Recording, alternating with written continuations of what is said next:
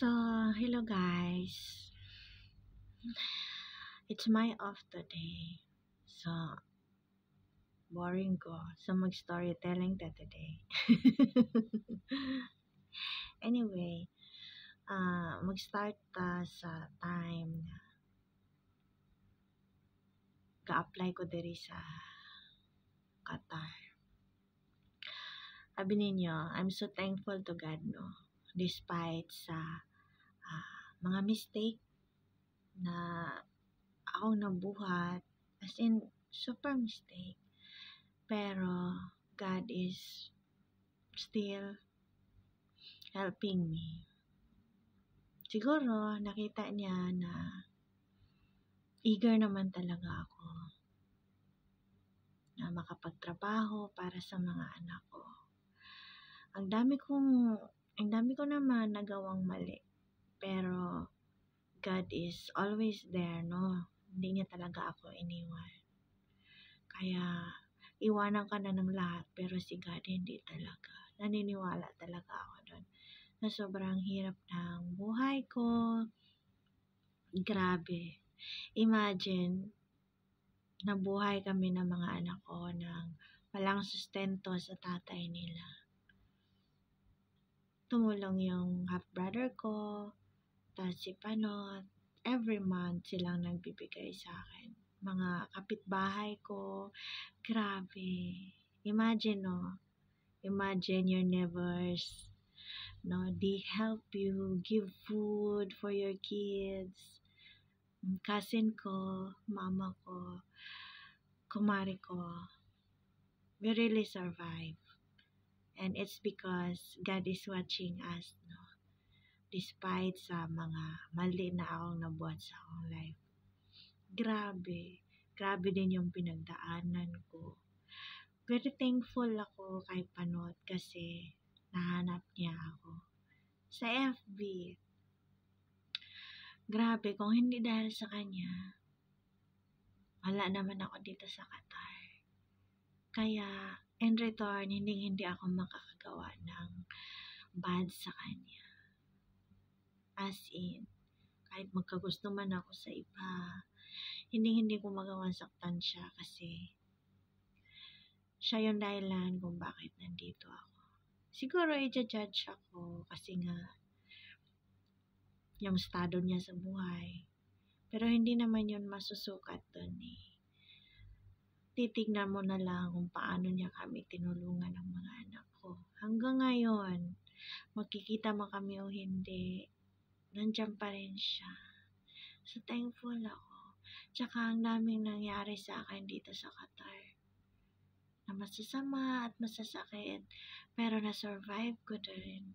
Na-survive ko pa rin siya kasi kahit ganito ako, maraming tumutulong sa akin. Thankful ako doon. Kasi nagtitiwala sila sa akin. Kahit ganito lang ako. Sobrang saya ko na. Hindi ko naman need ng many friends. I don't need so many friends. Gusto ko lang ng kahit konti. At least, they are true to you. No, they are not talking behind your back. At saka kapag when someone talking about you, bad things about you, they will fight for you. No, they will defend you. No, she's not like that. Yun yung mga friend ko na kahit sisiraan ka pa, hindi sila basta-basta naniniwala, ipaglalaban pa nila ako. And I'm so thankful, no. Grabe.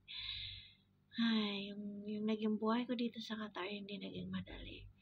Tsaka, thankful ako kay Rajat kasi lagi siyang nandyan hanggang ngayon. Kasi dito sa Qatar, kung wala ka nakakausap, dito sa abroad, napakahirap talaga.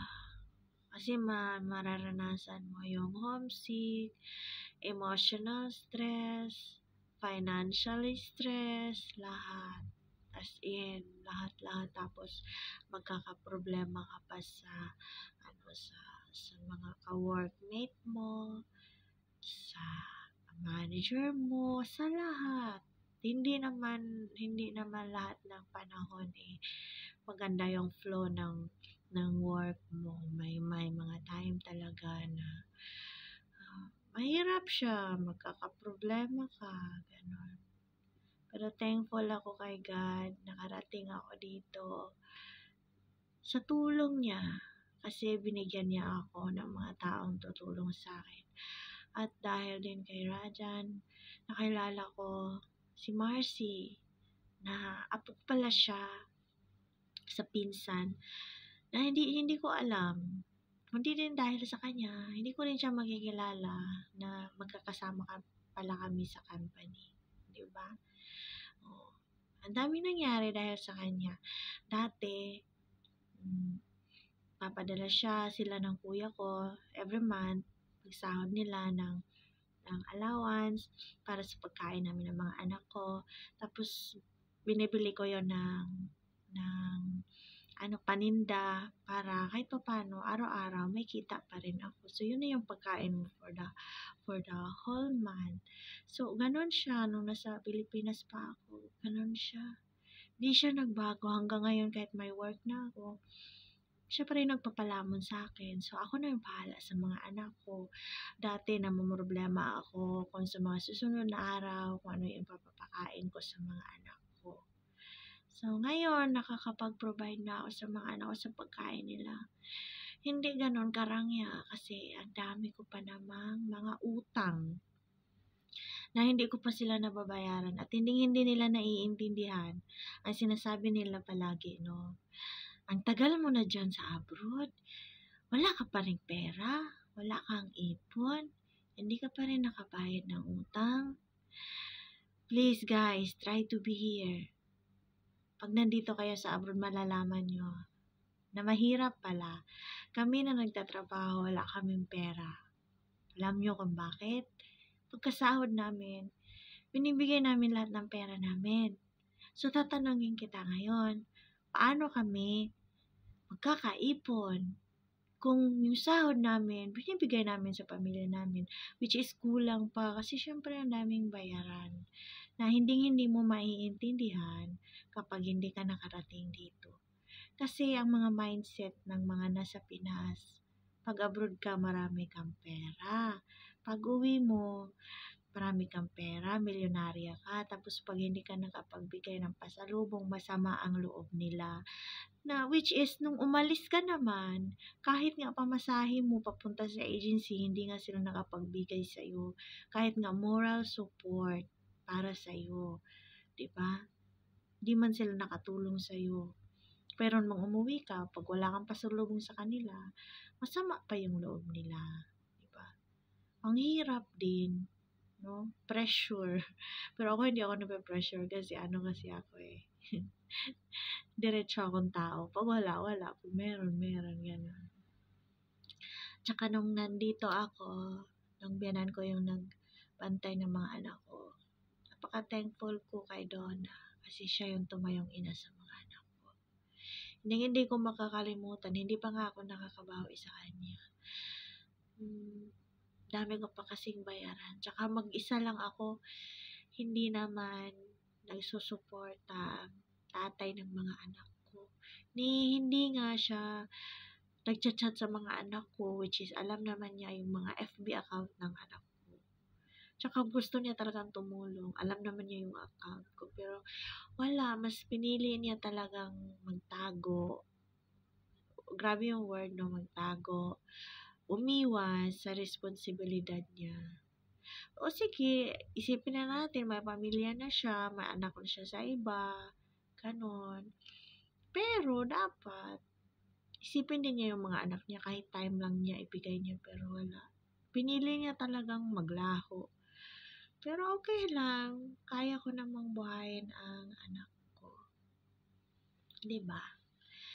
Ayos lang yon. Sa awa ng Diyos, kahit mahirap ang buhay ko dito, nakakakain naman ang mama at mga anak ko. Hirap, gipit, pero nakaka-survive naman. 3 years na ako sa Qatar, so baka this year, matapos ko na lahat ng mga bayaran ko, tsaka makakaginawa na din yung mama ko sa budget kasi lagi siyang namumroblema. Imagine ha, may work yung mama ko as a cook. No, ma'am. sakto lang yung sahod niya, magluluto lang siya, gano'n lang yung work niya. Pero nag-resign siya, pumunta ng Maynila para alagaan yung anak ko. Wala naman siyang sahod sa pagbabantay sa mga anak ko. May stress pa siya kasi nga napakapasaway ng mga anak ko, grabe. Kung iba yung mag-aalaga, ewan ko lang kung hindi mapukpok sa ulo ang mga anak ko. Grabe talaga. Kaya napaka-thankful ko sa mama ko dahil inalagaan niya yung mga anak ko. Sobra. Kaya hindi mo pwedeng baliwalain, saktan, ah, kalimutan, o pagsabihan ng masama ang nanay. Kasi in the end, sila pa rin yung nandyan para sa inyo. Unconditional love. Kahit walang bayad, walang ayos lang sa kanila. I'm hoping na this year, magiging okay yung financial status ko at matapos ko na lahat ng mga utang ko at magiging okay na si mama sa budget nila sa food. Kasi hirap din talaga kami. Buti nga, nalipat ako ng shop. Dito sa shop na to, every month, may incentives kami. So, magpapadala ako ng sahod and after 2 weeks, makapaghulog ulit ako. Kasi may incentives kami. Di ko naman kasi need ng pera dito ng sobra kasi may pagkain naman ako, allowance kay lolo. Anin ko naman yung sobrang pera eh. Mauubos lang din siya sa mga bili-bili ng walang kwenta. Eh at least, pag ibigay ko sa kanila, eh di ba makakamerienda yung anak ko, makakakain sila ng masarap. Kahit papano, kahit minsan lang. Ako okay lang naman ako kahit paulit-ulit ang ulam ko at init-initin ko lang. Wala naman din naman ako maarte. Ayun, thankful lang ako kay Rajan kasi nangyari ang lahat ng to dahil sa kanya. Sa kanya talaga nagsimula. Pinadala siya ni God sa akin para tulungan ako. Napaka-thankful ko sa kanya. Sana magiging healthy siya at humaba pa yung buhay niya. Diba? Yun lang. At matatapos na yung off ko kasi gabi na. Tapos na ako maglinis, maglalaba na lang ako ng uniform. Tapos nun, matulog ulit ako. Tapos pagising ko, tapos na yung off ko. Okay, good night sa inyong lahat. Mag-ingat kayo. Basta, kapag may problema, hindi mawawala ng pag-asa, mag-pray lang kay God palagi. God is always watching. He always hears us, no? Kahit makasalanan pa tayo. He always forgive and understand. Yun yung natutunan ko. Pero hindi ibig sabihin na He always forgive, listen, and watch. Maggawa na lang tayo always ng mistake. We should learn from our mistake also. No? Okay, good night.